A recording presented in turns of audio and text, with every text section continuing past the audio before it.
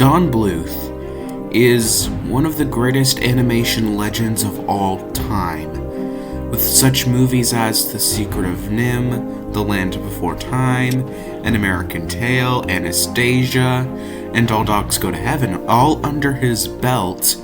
It's easy to see why I call him such a legend. But after All Dogs Go to Heaven released, his movies began to decline in quality.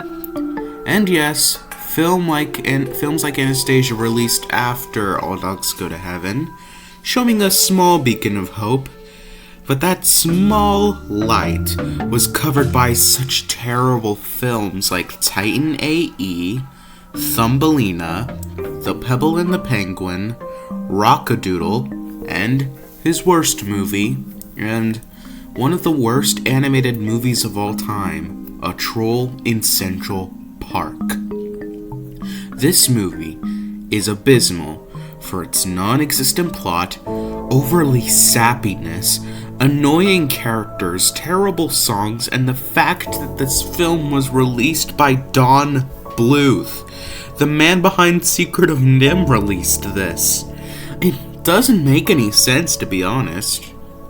But on rewatch, there is one scene in that movie that in terms of tone makes no sense, where this one single scene goes against the overly sappy tone the movie has constantly kept up. But what exactly is going on? Well, let's find out.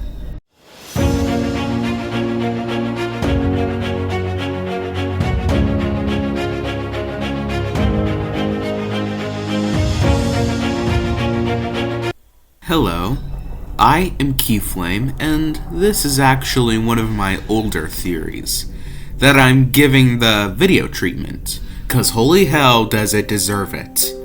So, what was I saying before the intro sequence? Oh yeah, that there is a scene in A Troll in Central Park that doesn't work tonally. Alright, so I figure you guys must be wondering what this scene is. Well, it's the end. Yeah, at the end of the movie it turns flat out dark. In fact, it's kinda darker than almost anything else in any other Don Bluth movie. But why talk about it when I can show you? Oh yeah, I should say there is a 100% chance you will be spoiled if you watch this video. So, if you haven't seen A Troll in Central Park, honestly don't. Cause if you don't want to... cause you don't want to. Why was that line read so terrible? God damn it. But, if you did want to, I don't know why you didn't just find the movie before you watched this video, to be honest. But, yes. Spoiler warning for anyone who cares. Anyways, without further ado, here is the entire scene.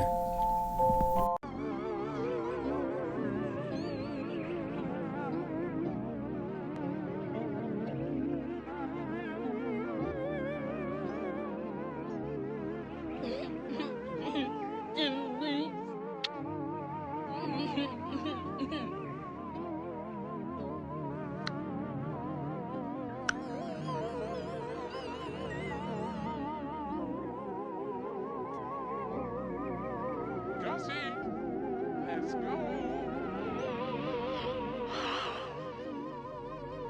Why, Stanley? Why, Stanley?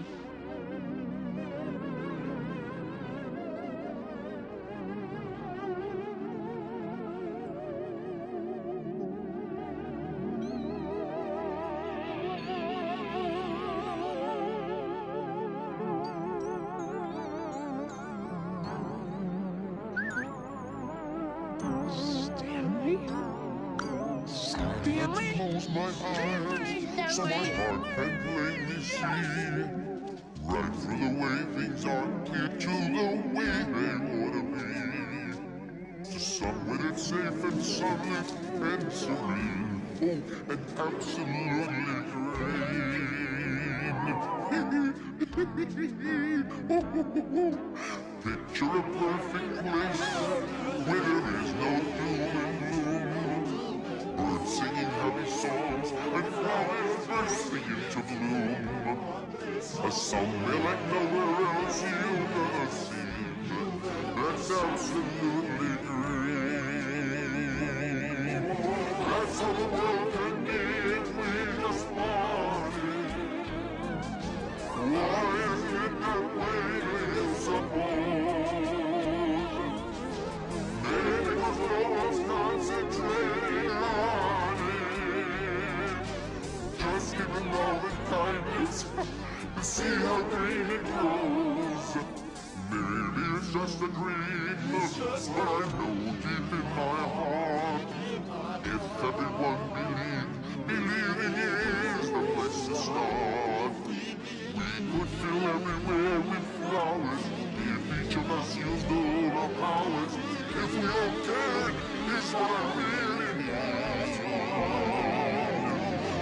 We could live in a world as bright and shiny, oh, and absolutely green. We could live in a world that's bright and shiny, and absolutely green.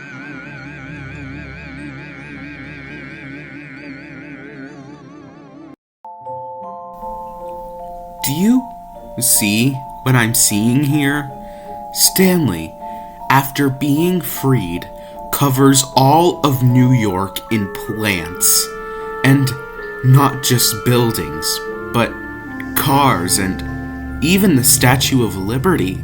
And in this entire sequence, there aren't any humans. Wait a minute. Did Stanley here just wipe out all of humanity with his plants? No. That's crazy. I mean, is there even evidence for that? Oh my god. It's been staring us in the face the whole time. Stanley was the real villain of A Troll in Central Park.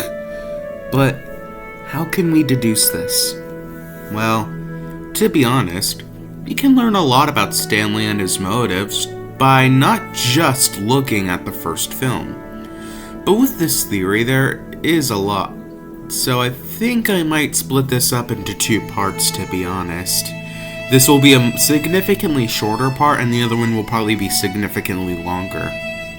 Anyways, if we look at characters who are incredibly similar to Stanley with the context of him being some villain in disguise, we might figure out something about Stanley.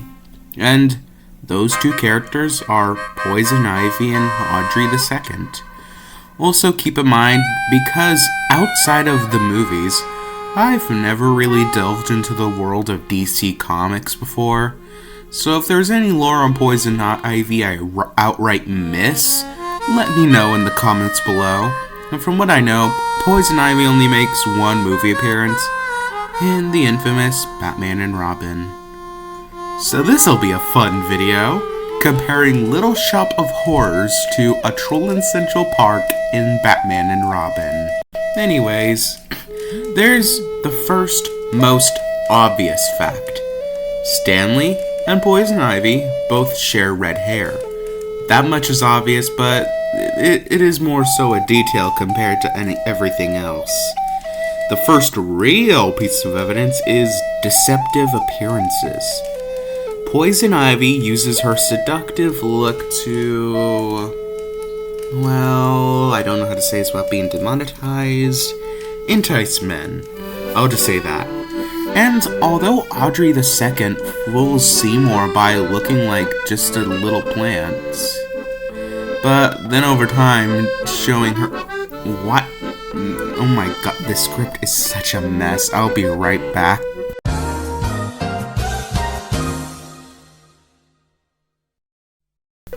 Sorry. Anyways, I had to reread that script again. Oh my god, I messed up the line. My bad.